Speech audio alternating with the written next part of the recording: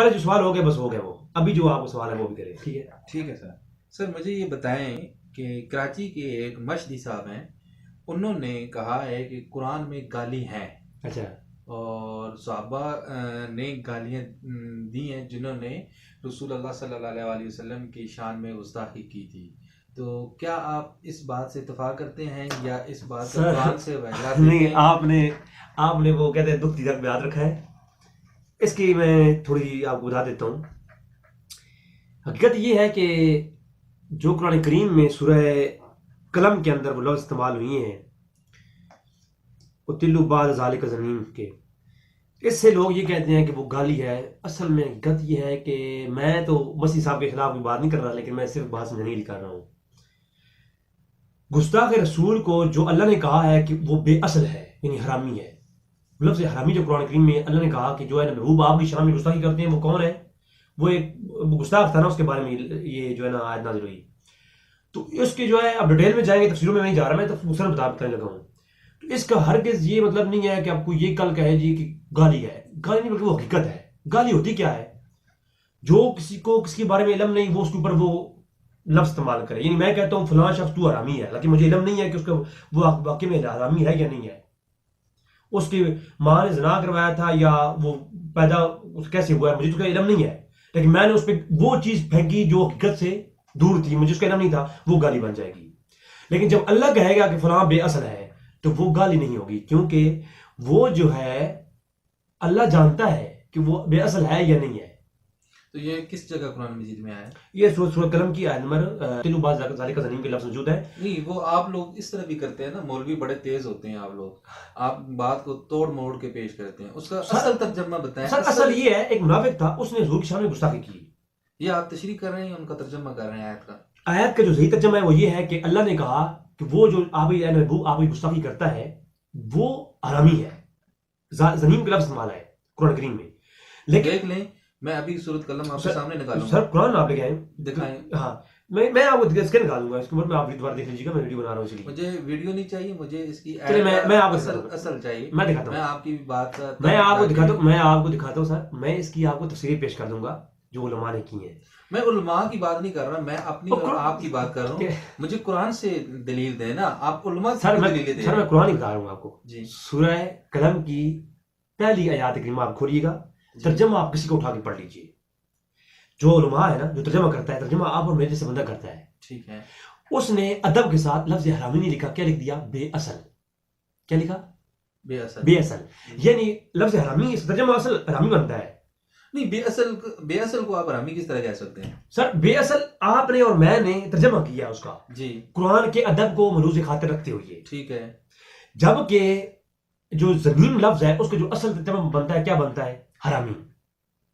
آپ عربی سے کلام کرتے ہیں، آپ کب سے نہیں، میں نے کبھی یہ حرامی کا اس طرح میں ایک کا بات کر رہا ہوں، آپ ہمار کے لفظ استعمال کرتے ہیں نا عربیوں کے ساتھ، انت حمار استعمال کرتے ہیں نا. اللہ، میں ایک بات کر رہا ہوں نا، یہ لفظ استعمال آپ کرتے ہیں نا، بعض لوگوں سے کہیں غصہ ہو جائے، لڑائی ہو جائے، آپ سنتے رہتے ہیں. میں نے کب سے سنا ہے. آپ عرب میں کتنے عرصے سے ہیں؟ آپ؟ میں 10 سال سے. 10 سال سے ہیں. 10 سالوں میں آپ نے کئی دفعہ لڑائیاں دیکھی ہوں گی عربیوں کے آپس میں. دیکھی ہیں. وہ ایک دوسرے کو گالی دیتے ہیں، بعض اوقات ایسے لفظ استعمال کرتے ہیں نا، تو ان لفظوں کے جو معنی ہے وہ وہی ہوگا جو عربی سمجھے گا، وہی جو زبان سے دے رہا ہوتا ہے. یعنی گدے کو وہ ہمار کہہ رہے ہوں گے یا ایسے لفظ استعمال کر رہے ہوں گے، وہ ایک مفہوم پیش کرتے ہیں. یعنی کہ بہت سی باتوں کا ایک بات بنا دیتے ہیں، جیسے ایک ہی چیز ہوتی ہے. یس. اسی طرح قرآن میں جو لفظ آیا ہے نا زنیم، اس کے معنی وہی ہیں کہ جس کا باپ نہ ہو، جو ولد زنا ہو. میں آپ کو اس کو حوالہ جات دوں گا انشاءاللہ. اب جو یہ لفظ آ گیا، اس کے اوپر مسجد نے جو کلام کیا، مجھے اس پہ اعتراض ہے. میں آپ بتا رہا ہوں، جو ترجمہ یہ لیا جاتا ہے نا، ترجمہ یہ ہے، لیکن اس کی حقیقت ہرگز یہ نہیں کہہ سکتے قرآن میں گالی ہے. جو یہ کہے گا یہ گستاخی ہے. میرے کلام سنیں پلیز. وہ کیسے؟ گالی کیا ہوتی ہے؟ جو حقیقت نہ ہو اور بندہ وہ کہے میں فلاں گدھا ہے، حالانکہ وہ گدھا تو نہیں ہے، وہ تو انسان ہے. یعنی وہ چیز جو وہ ہے نہیں، وہ کہا جائے وہ گالی ہے. حقیقت سے جو دور ہو، جو حقیقت ہے اسے گالی نہیں کہیں گے، وہ حقیقت ہے. وہ حقیقت ہے. وہ گدھا ہے، ایک گدھا کھڑا ہو، گدھا ہے. تو پھر آپ اس بات سے اتفاق نہیں کرتے کہ جو مشہدی صاحب نے کراچی والے وہ سر انہوں نے جو تشریح کی ہے وہ غلط کی ہے. وجوہات کیا ہے؟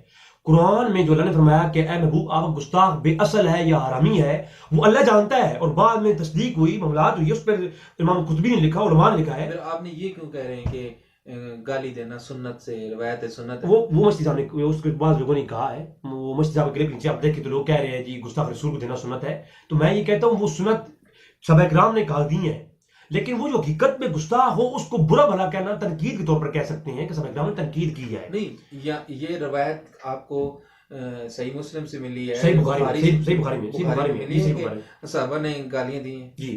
وہ عبداللہ بن ابی جا رہا تھا، اس کے بارے میں ہے ایک جو ہے گستاخ رسول کو وہ کسی نے کہا نہیں، برا بھلا کہہ سکتے ہیں، دل میں برا کہہ سکتے ہیں، گالی کرنی میں. سر میں میرے پاس دلیل موجود ہے، صحیح بخاری کے اندر موجود ہے، سخت ترین لفظ مفسرین نے استعمال کیے.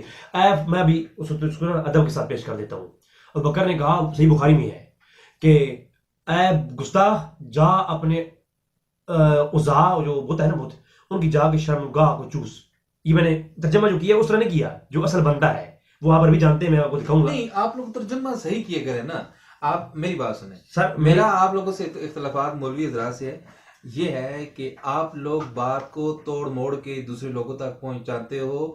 آپ لوگ صحیح بات یہ کرو، سر میری بات سنیں، جو کسی روایت میں ہو، کسی صحیح مسلم میں ہو، بخاری میں ہو، سر قرآن میں ہو. اب قرآن میں گالی میں نے تو آج دن تک نہیں پڑھا، آج پہلی دفعہ سنا ہے آپ لوگ شہدی صاحب سے. اور پھر مجھے میں اس کا جواب دے رہا ہوں نا، آپ کی شیخ صاحب نے زیادتی یہ کی ہے کہ اس کو گالی کا نام دے دیا. تو پھر یہ توڑ موڑ حالانکہ لفظ برے ہیں، یعنی کسی کو برا کہا گیا ہے، اللہ نے کہا ہے، لیکن اللہ نے کہا کس کو ہے؟ اللہ نے اپنے شرک کرنے والے کو نہیں کہا، اللہ نے کسی اور کسی نماز چھوڑنے والے کو نہیں کہا. کہا کہ جو محبوب آپ کی گستاخی کرتا ہے نا وہ بے اصل ہے. یعنی قرآن کے جو لفظ ہے نا، لفظ اس کو آپ کچھ یوں پیش کر سکتے ہیں کہ اللہ نے قرآن میں یہ کہا ہے کہ جو میرے نبی کا گستاخ ہے وہ ہم میں سے نہیں، وہ بے نسل ہے. یعنی اس کو کوئی دین نہیں، کوئی مذہب بے نسل ہے، اس چیز کو اس ہاں طریقے بے سے نسل. پیش تو کریں. وہی میں بے نسل ایک لفظ استعمال ہے، بے نسل کی. اب یہ تو نہیں کہہ اب سکتے اس کہ کو اللہ نے گالی. اس کو گالی نہیں کہہ سکتے. ہاں، اب ہم میں ایگری ہوں اس بات پہ. میں خود کہتا ہوں مسجد صاحب نے جو کہا ہے کہ وہ بے اصل ہے، اس میں گالی ہے، گالی نہیں ہے، کیونکہ اللہ کو پتا ہے نا کہ وہ بے اصل ہے. اور بعد میں سر تصدیق ہے.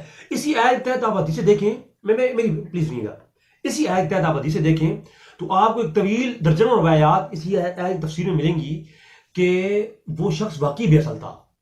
بات سنیں، ہم آپس میں بھی بات چیت کرتے ہیں، بعض دفعہ ضروری نہیں ہے کہ بندہ بے نسل ہاں محاورتاً کہہ دیتے ہیں، محاورتاً بھی ایک چیز کہی جا سکتی ہے. لیکن اللہ جو کلام کرتا ہے، اللہ کا کلام محاورہ نہیں ہوتا. نہیں، وہ آپ اس بات کو گالی تو نہ کہیں نا. آپ اس بات کو یہ اس طرح ترجمہ پیش کر سکتے ہیں جو اس کا بندہ ہے کہ وہ بندہ بے نسل ہے، اس کو کوئی.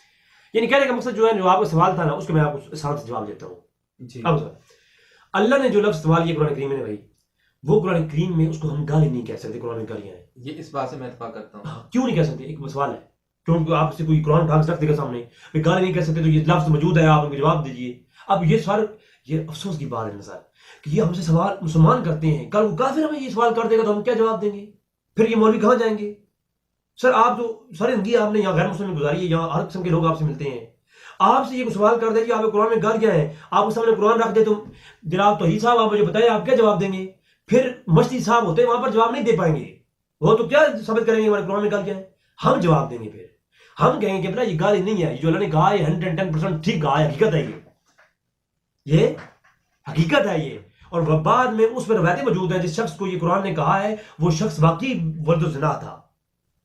تو قرآن میں جو کچھ ہے وہ 110% حقیقت ہے. اللہ نے جو کہا ہے نا، اللہ نے کہا ہے نا کہ یہ زمین اور آسمان اور یہ جو انسان ہے یہ ہم نے پانی سے پیدا کیے. تو آج اگر کوئی کہے جی ہم تو پانی سے پیدا نہیں ہوئے، ہم تو دیکھو جی ہمارا چمڑا ہے، ہم تو یہ ہے مٹی سے پیدا کیے، تو اب آپ کہو جی قرآن میں ہے مٹی سے، تو ہم تو مٹی کہاں ہے ہمارے اندر؟ سر ہمارا بیسک مادہ مٹی ہے. وہ سائنس مانتی ہے کہ جی انسان تو کدھر سے پیدا ہوا، کیا ہوتا ہے؟ پانی سے پیدا ہوتا ہے جی، پانی کی روشنی سے پیدا ہوا جی. لیکن کوئی انسان آگے بڑا گیا جی میں سر اس کا جو وجہ ہے قرآن میں حقیقت ہے. اللہ تبارک تعالیٰ نے کسی کو گالی نہیں دی، اللہ نے جو کہا ہے وہ حقیقت ہے. کسی کو ایک بندہ ہے ہی حرامی، آپ اسے کہتے ہیں تم حرامی ہو، یہ گالی نہیں ہے، کیونکہ تو آپ کو پتہ ہے اس کے باپ تھا نہیں تو یہ حرامی ہے. سر میری بات سمجھے نا، ایک بندہ جھوٹا ہے، میں نے جھوٹ بولا ہے، میں نے چوری کی، آپ نے دیکھا ہوا ہے، آپ مجھے کہتے تو چور ہے، تو یہ گالی ہے؟ نہیں، یہ حقیقت ہے. میں